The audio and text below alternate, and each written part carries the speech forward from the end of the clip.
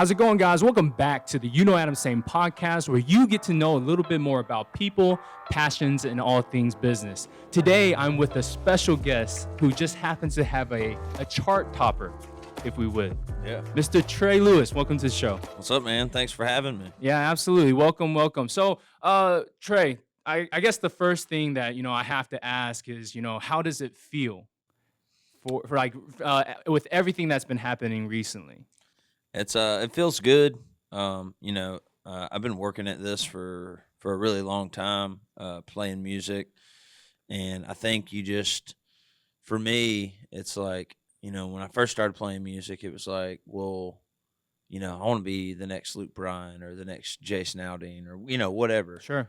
You look up to those, whoever is the top dog, whatever you're doing, you're like, that's what I want to do, And then the longer I did this, I just realized that, like, okay, well, maybe I can't be those guys, but, like, maybe I can do it good enough to just make a living, like pay my bills, put some back, live happily. And, like, that was kind of like my motto. That was the grind, like I was, just like it is with any business, you got to really grind. You got to really do it. You got to, live, eat, you got to do it. And and then all of a sudden I had this song go viral basically overnight. And then now the song was Billboard #1. That's crazy. And, the things that you wish that would happen in the beginning, and then after that you start to not care about those things. You start to care about what's important. It's like making a living and, like, just having somewhat of a normal life.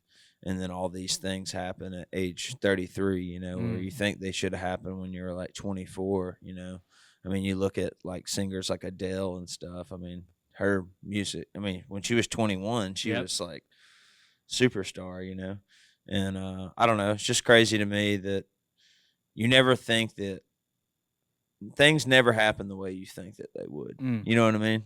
And it's like all these things have happened, and a lot of it's, really cool, but it's like, I don't know. It's just kind of hard to explain. It's kind of hard to, like, really take recognition of, like, all the things that have happened because everything's happening so fast, Well, it sounds like you've had quite the journey, right? Yeah. Like, it's been something that's like, it isn't an overnight thing.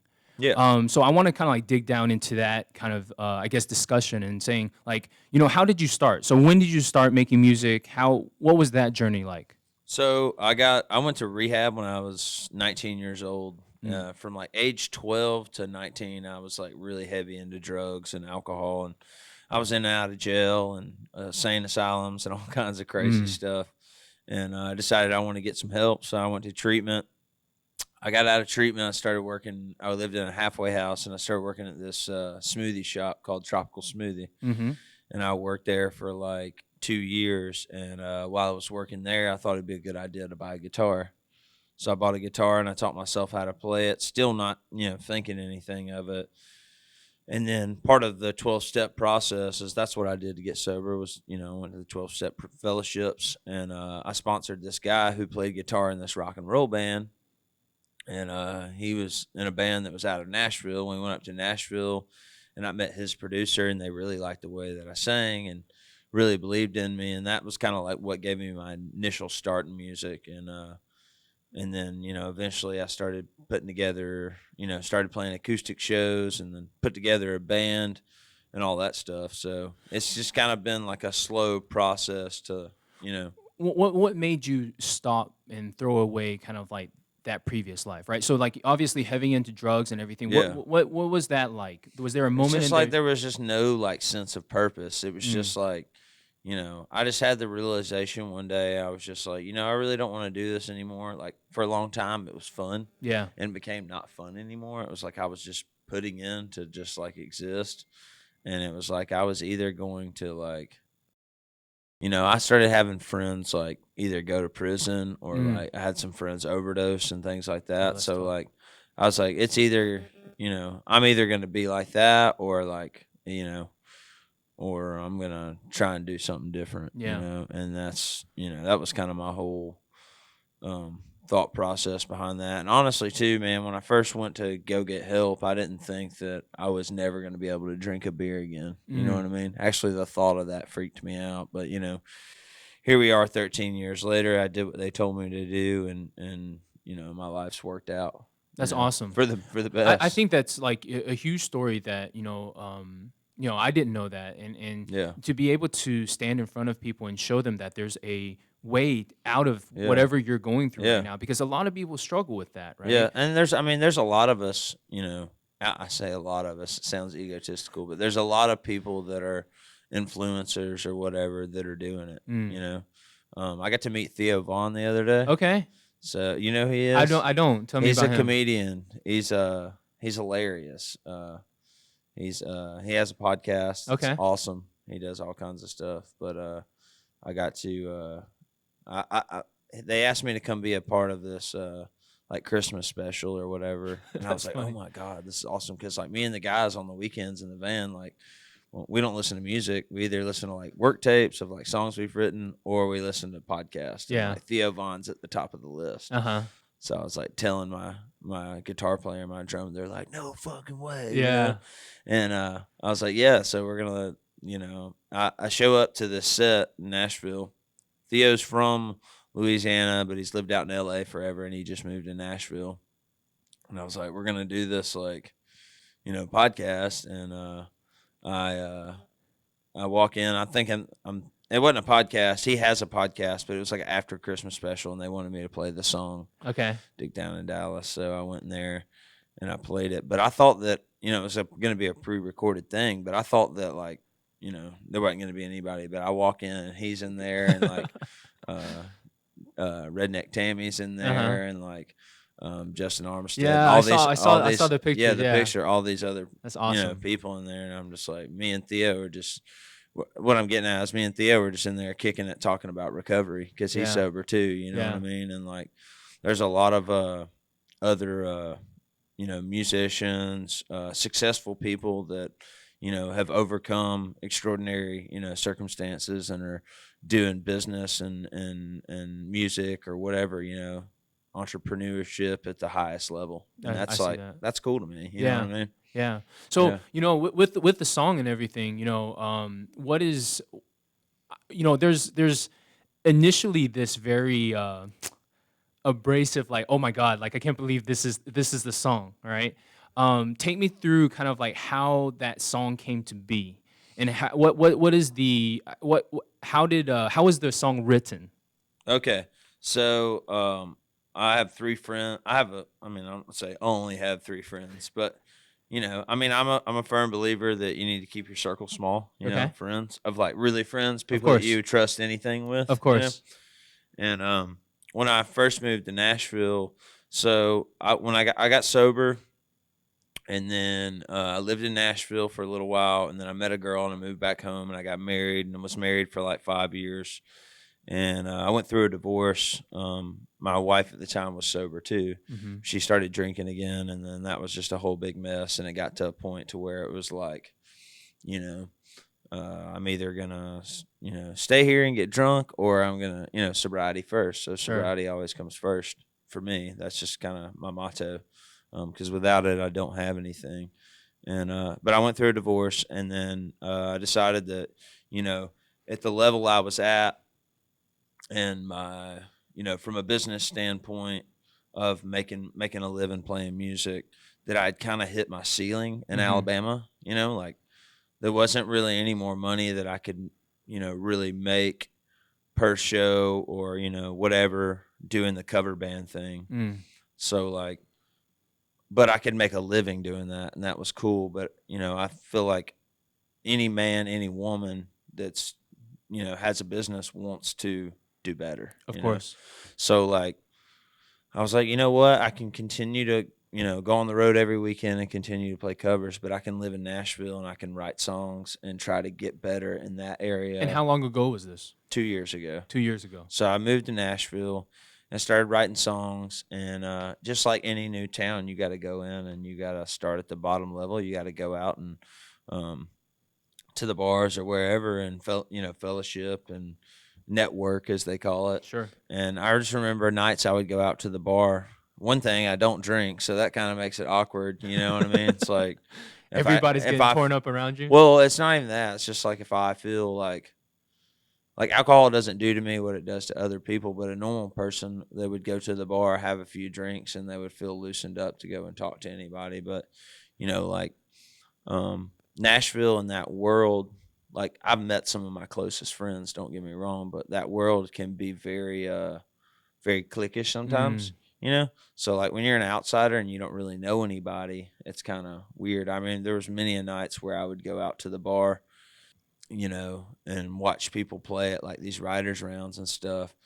And I try to talk to a few people, and be like, "Hey man, met you so and so here or whatever," and then give a just crap. give me a cold shoulder or whatever. And then, but like me being older in age and having been through everything that I'd been through, I wouldn't get upset. I would just tell myself, "Okay, tonight is not your night. I'm committed to being here. I made this move. Like, I'll try again tomorrow. Just dust yourself off."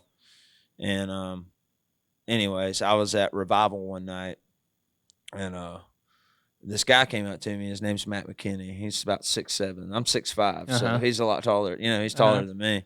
He's like, "Hey, dude, I'm Matt Mckinney. I saw you at Sky Bar, which is in Auburn, Alabama. Like, he was like last year, and I was playing at Moe's, and you were at Sky Bar, and you were changing the words to Big Green Tractor to Big Tallywhacker." He was like, "Hell yeah!" So he was like one of the first hands that I ever shook in Nashville, and from that night on, we were best friends. And one night he sent me this, or after we became friends, we like hang out and play Madden and stuff together. He sent me this. He sent me this song. It was called "Dig Down in Dallas." Okay, but it was just like so it was written out already. Yeah. Okay. Yeah. It was just a verse and a chorus. It wasn't finished yet. Okay. And I was like, that's funny. I didn't really think anything of it. And then, like I said, I was a touring musician before COVID hit. I would leave Nashville on a Thursday and not return until like Sunday or Monday. I play 4 nights a week, 4 hours straight, no breaks, come back. So like even the relationships that I did have, they were strictly business. I didn't have time to like hang out with or like go to parties or like anything like that. It was just kind of like, hey, let's write this song. Okay, cool. Let's catch up for 2 seconds and then see you later, And anyway, so quarantine hit, and then I started like really hanging out with my co-writers, going to campfires and things like that. And then somewhere around that other time, Matt wrote the song with Brent Gafford and Drew Trosclair, which are also very good friends of mine that I met, just in the circle. And then one day we were riding in the truck. We went to Outback, and I was like, we were listening to Dick Down in Dallas, just a little voice memo. And so it was a clip that was already done? Yeah, it was just like recorded, like when you write a song, like you just do a voice memo. Got you. And then you record it, and then that's kind of like what you use until you decide if, hey, am I going to record this or like take it whatever. to the next step, start producing, yeah. So like I was like, cool. I was like, so dude, like, Matt, his parents were like, worked in the ministry, and Brent Gafford and his wife are in a duo together. And then Drew just is a guitar player. So like, one, we knew Matt wasn't going to sing about dicks. You know what I mean? Okay. So like, and then 2, like Brent and Lauren, like husband and wife, aren't going to sing about dicks. Yeah. And then the other guy's ruled out because he's not a singer. Got you. But like, we all knew this song and we all thought it was great. Like we would play it around campfires and like, when COVID hit and we were all together. And one day we were riding in the car, and I just said, "You know what, Matt?" I said, "If nobody else will cut this song, like I'm down to do it. I've been putting out music since 2012, like, and I never got anybody to listen. So like, if anything, it'll just be another song that maybe 10 people listen to, or whatever." And then my buddy Matt Burrell, which is actually my merchandise guy now, called me one day, and he has a podcast called In the Round Podcast. Okay. And they interview different people. And he said, "Dude, we want you to come play our round," which is like a songwriters round, which is like 4 chairs. People take turns playing songs. People come watch. For those of you who don't know what that is. And he's like, "We want you to come play our round. We want you to play your Trey Lewis songs. But at the end, we want you to play Dick Down in Dallas." Okay. So I was like, cool, I'll do it. Okay. So by this time, all our friends know the song, right? Okay. And then we have a friend, Nicky T. He has a brand called Raised Rowdy. They're on Instagram. They share like up and coming artists and things like that. And anyways, make a long story short, Nicky T did a video of it. He put it on their Facebook page, and the whole bar is singing it because it's all our friends. They all know it. So from there, Trey Bonner, the guy that does like my content and stuff on the road, got it put on Call Her Daddy's Facebook group. Okay. And then Matt Mckinney got it put on Old Row. And then when it went to Old Row, that's when like it started like this thing. Crazy. Yeah, this crazy thing. And then we started toying with the idea of like how we were going to record it, how we were going to produce it. I was talking with my producer, Alex Maxwell, and he was like, I was like, should we do it acoustic? And he was like, man, if we do this, I think we should go full band. And I was like, all right, well, we'll just sleep on it. I'll call you tomorrow. I'll let you know. And then that night, another guy that produces music in Nashville, he's like the top guy. Like he's played on like Luke Combs records. He's played on like a bunch of like cool stuff. He's played on everything I've done since 2012.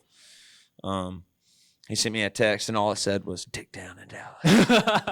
And I was like, okay, God, I get it. Like that's my sign. That's right. I was like, let's track this. So we went in there the next day and we tracked this, and Trey Bonner came to the studio with us, and that's where the first little videos of like TikTok that I had posted. Like we had actually came to Statesboro before any of this had happened. When I said I would originally cut the song, and it was still like really bad COVID, so we played in the backyard. And of Statesboro, and I was just like, nobody cared. Like I could have been on stage picking my boogers, and nobody would have cared. And I just told my guys, I was like, we're about to play Dick Down in Dallas. We're just gonna play the chorus on loop until people get what we're saying. So like I'd posted a few videos, and people had been DMing me of the song, but nothing like what was about to happen. You know? And once I put those videos up of us in the studio, like I think one of those videos has like 4 million views now or something crazy. And then everybody started wondering what this song was. And then, TikTok really blew it up, as far as that goes. And then we picked the release date, like way ahead of time, like December 1st. And then, I don't know, we had like, I think it was like 15,000 pre-downloads, like crazy. Yeah. And then, now I'm not playing covers anymore. I'm playing 90-minute shows of That's awesome. Original music. And, I'm probably one of 15 musicians in Nashville that's actually touring right now. And I think across the Southeast. I think for me, what's amazing about your story is there's always been, it seems like there's always been these challenges. Yeah. Like, this is not something that, you just continue to work on your craft. There was like a dedication to always be putting out content. And then this comes across your plate and you're like, what was that decision like? I mean, because obviously the song is kind of, there's definitely a edginess to it, right? Yeah. What made you say, okay, well, let's just go for it? Yeah. I'm a big fan of Gary V. Yeah. You ever watch him? I love him. So he has him and Steve Harvey. Steve Harvey has some Facebook videos I like him too. that are really like change your. I know it's funny because "Dick Down in Dallas" is such an explicit song, but I am a man of God, and I do pray a lot, and I really believe in all that stuff. But I heard him say, Gary V, one time. He said, "Just create the content. It doesn't matter where you start. Just do it. Do it every day." And I wholeheartedly, like, seriously believe in that. If you're worried about, getting famous overnight, if I've learned anything, it doesn't work like that. Sometimes it does. Sure. You know what I mean? Like, Dick Down in Dallas definitely made me, like, took me to the next level, financially, everything from a career standpoint. But, like, I had to go through all those failures because, like, now my content is not, like, me trying to be something I'm not. It's 110% me. That's being awesome. funny and goofy. You know, it's like I'm just getting paid to be Trey Lewis. That's nothing awesome. else. Yeah. You know what I mean? But like it took all that time before of like trying to going down this avenue or trying this avenue or trying this avenue to just finally get to a point to where it's like, fuck it, I'm just gonna do what I do, and if that's if that's enough to make a living, that's cool, and if people really love it, that's fine too. Yeah.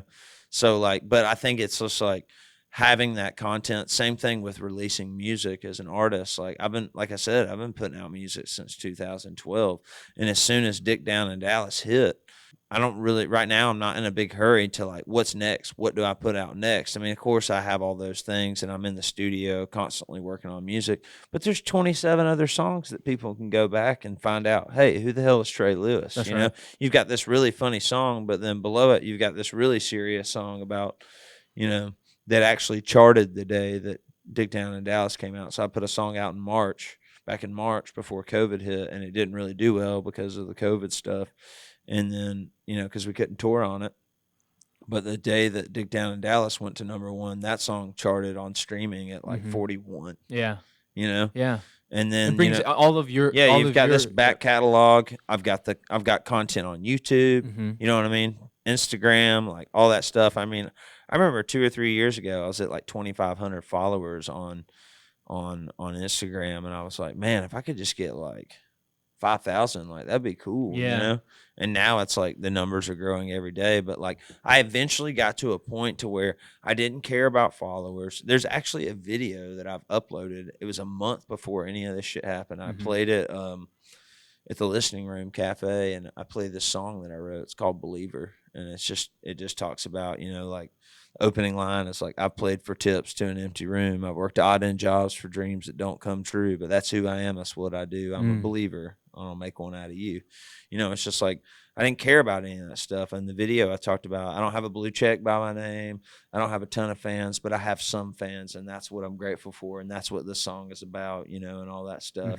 And then you fast forward a month later, and all that stuff happens when I don't care about it anymore. You know what I mean? Yeah. But it's just like, I think that the most important thing is just like, just create. Just do it and do it and do it and do it and do it. And then when you find your groove and then something happens, then it happens. And then all that previous work's there. Yeah. And that's one of the questions that I want to ask too, is like, you've been putting out, I went back and listened to the catalog. I mean, some of the songs were so amazing. But then in reality, like, I mean, what does it say for us as a society that Dick Down in Dallas was the one that actually did it, right? I mean, like, dude, if we talk about society, we're in trouble. You know what I mean? Let's be real. It is, right? Like, so I think, what do you think that says to us about as a culture, right? That this is the song that's pulling at people's emotions. I mean, it's cool, man. I mean, I think that, I mean, it's been happening since the beginning of time. When Elvis got on stage and shook his hips, like, that was the crowd like, went wild. You know what I mean? Like, I mean, it was on the news, like, that guy's the devil. You know what I mean? But now, like, if you went back and watched Elvis, you'd be like, what is this guy doing? You know what I mean? Like, and it, I mean, he has a house that, the guy's been dead, since he was 40, and you have a house that you can, he's an icon forever in history.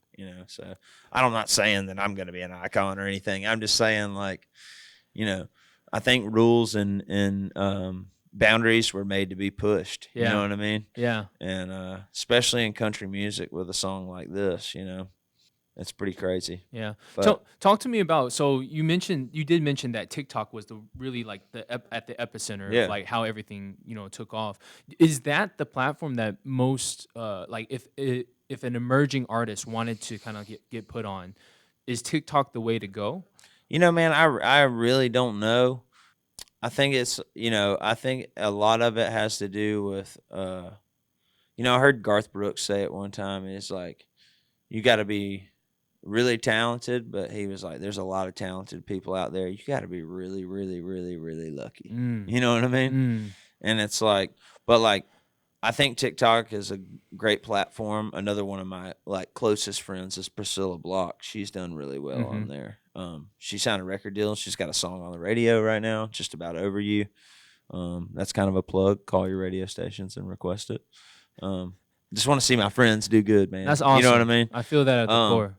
But she's really but she's really crushed it. It's crazy thing is that me and Priscilla, it was like Matt McKinney and another one of our friends, Joy Beth Taylor's birthday. We all rented a boat and went out on the lake like in June, or maybe like this past summer, and so like right after that, Priscilla blew up on TikTok, and then shortly after that, I did too. But it wasn't like I was just trying to like fool with it and see how like it worked. I never thought that would be me. Like, like I said, quarantine hit, but I had like all these videos of like drunk people in the crowd on my phone. Yeah.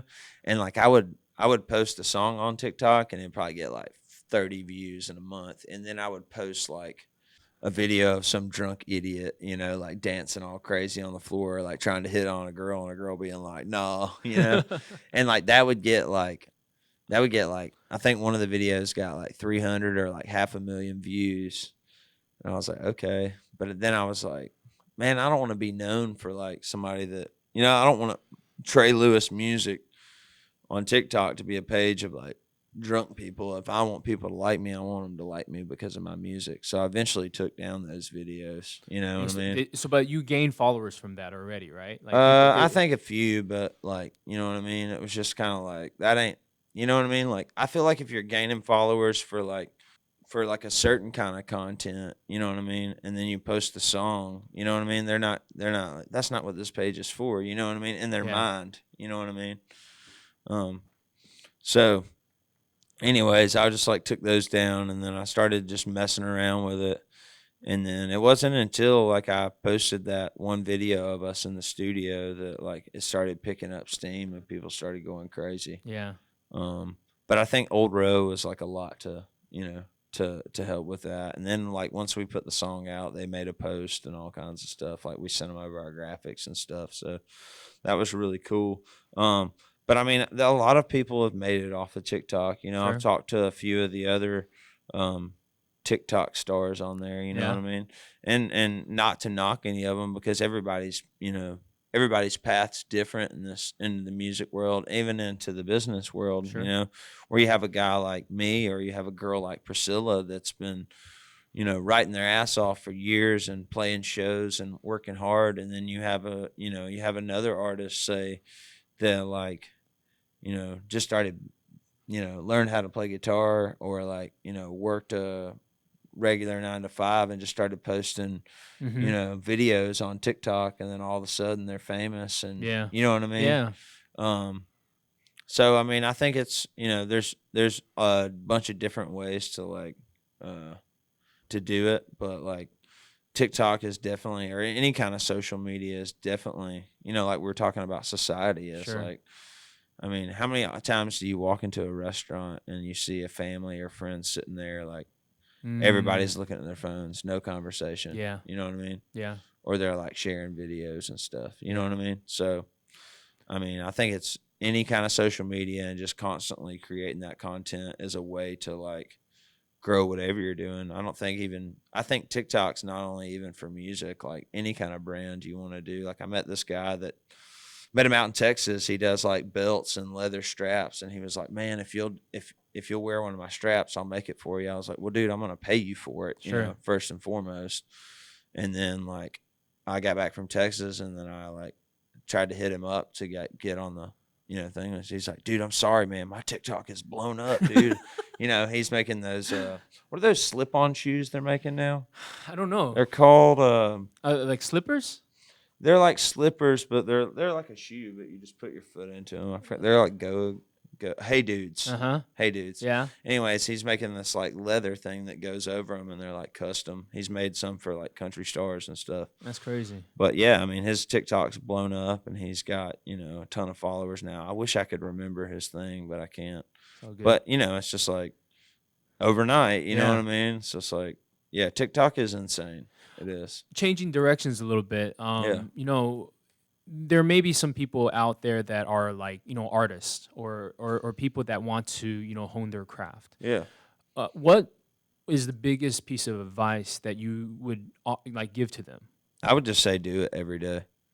I mean, the way I always say it, and it's kind of funny, it's just like I sucked at it long enough till I finally got pretty good at it, And that's just the thing, is you just got to, if you have something that you're passionate about and you want to do it, like just do it, and look up people, people that, surround yourself by people that do it better than you. You know what I mean? I'm a firm believer in that. That's why you went to Nashville, right? Yeah. Yeah. Like me and you were talking earlier, right. like your parents own restaurants, like, you know what I mean? That's right. And like, I grew up in it. Like yeah. I literally You as grew a up in child, it, yeah. I like literally like was the Asian kid that was running around the Yeah, I restaurant. mean, you saw them working hard, right. and you knew that it took hard work to like get to where you wanted to be, and now you've got your hands in, a little bit of everything. That's But right. like that's like your mindset. That's the way you were raised. You know what I mean?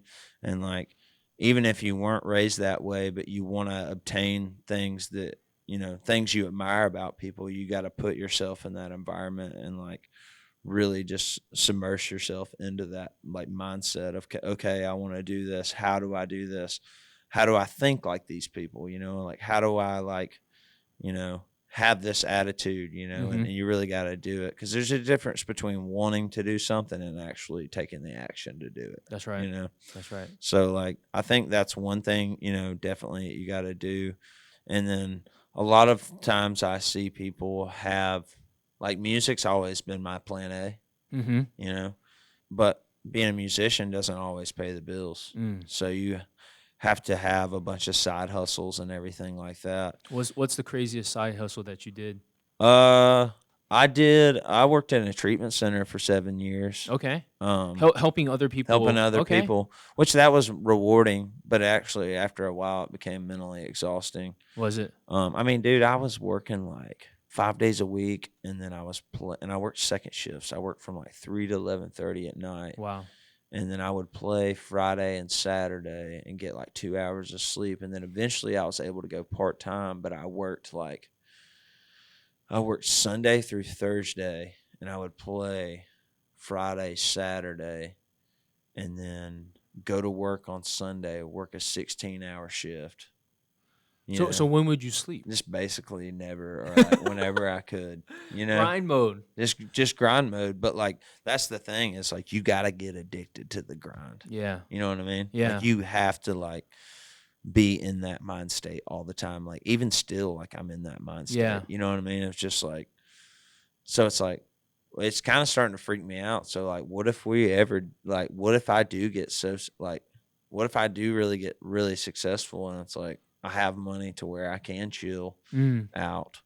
I'm not gonna I'm gonna want to keep going. But I think that's what, I think that's where like you train your brain to be in this like business, all about business mindset all the time. So that way when you finally get to a next tier, you're able to venture out into other things, and your brain is, you know what I mean? So for you, like, I'm interested in this piece. So what has changed for you since the song came out? Like since this like huge amount of things. I'm definitely making more money than I've ever made in my life. That's a good start. Yeah. The quality. What about you though? I mean, I wouldn't say anything. Yeah. And I mean, I think that goes to like, there's a difference between having character and being a character, and I think all those years of failure prepared me for this, like, and I wouldn't say they're failures, but just the lessons I learned, if this would have happened when I was like 23 or 19 and still on drugs and all that stuff, then like, it was a long road to get here. I got sober when I was 19. I've been sober ever since. I got married when I was 22. When I was 26, my dad died of a heart attack. And my dad was like my best friend, so that was like extremely difficult to deal with. 26, and then my dad passed away. My grandmother passed away right after that of cancer. And then my stepdad, who like basically helped raise me, passed away of cancer.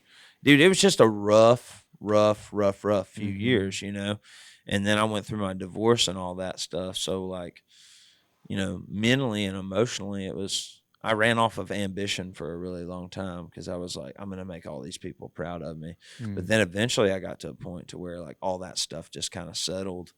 And I mean, I've always been a big advocate for like mental health, and I went to see a therapist and talk to her for a little while just to kind of like process everything. And that really helped me out a lot. But like, it was just real hard, there for a while. And, but I mean, it's just like, push through, and then, now that I'm 33 years old, so like, I'm starting to have some, some real success, and since I have done all this stuff and been through all this, trials and tribulations, and have all these experiences, I'm like, dude, both of my brothers are lawyers. You know what I mean? My sister owns a business. They own a restaurant, and like, so it's like, okay, where can I be putting this money to like maybe retire one day, or like, you know what I mean? Sure. It's not like, let's go buy some boats and some hoes. You know what I mean? It's like, so I don't know.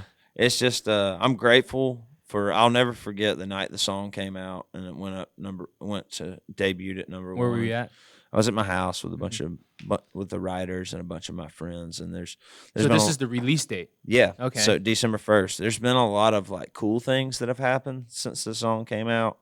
I was in Rolling Stone magazine. Like, yeah, let's go. Like a bunch of just like crazy things. Billboard #1 song. Sick. Just like crazy stuff. I've gotten to do tons of podcasts and tons of interviews, and I talked to every record label in Nashville, New York, LA. Like, everybody wanted to sign me at one point. So like, I'm not saying they still don't, but right now it's not the right move for me.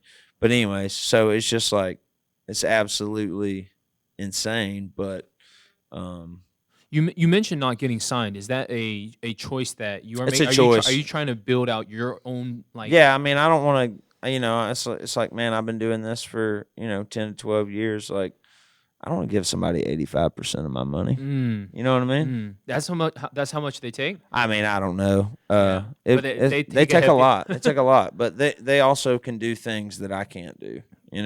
So it's not like I'm not gonna sign a record deal ever. I'm never gonna rule that out. But right now, that ain't the move for me. Yeah. And I want to take care of my guys. Sure. My band members, the guys that have been with me forever, the people in my crew.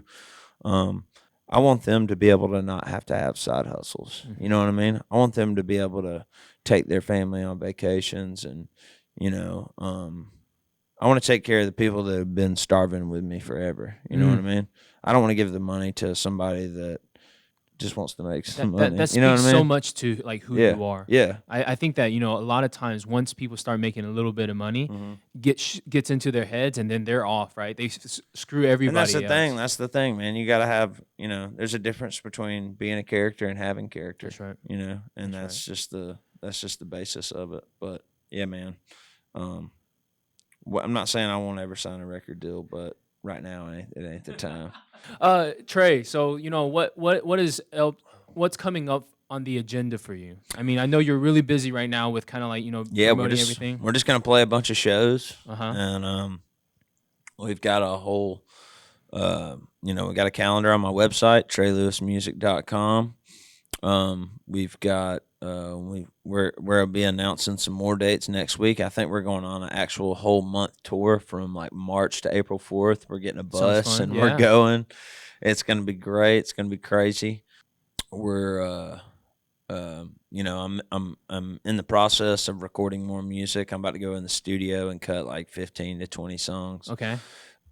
And I don't know if we're gonna put them all out at once, or an album, or a single, or what. But we're just just trying to game plan and get ready for the future as much as we can, and just keep grinding. How do people follow the journey? Where is the best way? Trey Lewis Music on everything: Instagram, Snapchat, Facebook, and TikTok, Twitter, Pornhub, whatever. It's all at Trey Lewis Music. So I love that. Well, Trey, thank you so much for spending some time. Yeah, man. I want to call this out and then say how inspirational it is. Thanks, to man. hear about Appreciate the story, it. right? Appreciate like for it. me, I think that people see success and they're like, "Oh man, like that guy's so lucky." Yeah. But they don't see all the hard work. Yeah. All of the time that they've put in before that, all the experiences that they've had, and you basically sharing that, it inspires me to continue to grind. Yeah, dude, just keep going, man. So, that's all you got to do. Yeah, but appreciate your time. Best luck on the tour, and then looking forward to everything that you're going to be able to accomplish in the future. Thanks, man. Appreciate it. Cool. Enjoyed it. Yeah. All right, man. Thank you.